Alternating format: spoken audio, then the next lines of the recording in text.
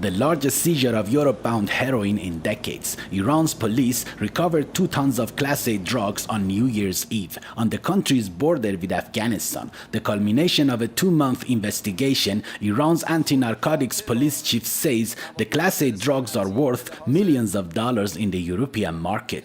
The police found out that on New Year's Eve, an international network was planning to transit 2 tons of heroin to Europe through Iran. Because of our religious duties and international commitment, we stopped a convoy on the Afghan border. Many agencies were involved in the investigation. We arrested the traffickers, including several people on the western border. They were waiting to transfer the drugs to Europe.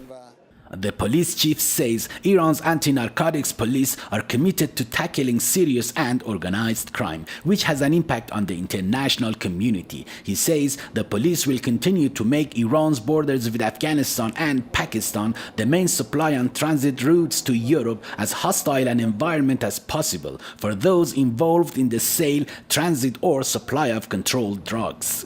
Iran's police chiefs, military commanders and officials are urging the European governments not to politicize the war on drugs. This policy will only make the situation worse in their own countries, where people will pay the ultimate price. Sadly enough, Iran is fighting a lonely battle against drugs because some European countries have politicized the issue. Iran, as the first link in the long and lucrative smuggling chain, has for decades fought a lonely battle against drugs along its volatile southeast, where its border meets those of Afghanistan and Pakistan. According to the United Nations Office on Drugs and Crime, despite the high human costs, Iran is now netting 8 times more opium and 3 times more heroin than all the other countries in the world combined.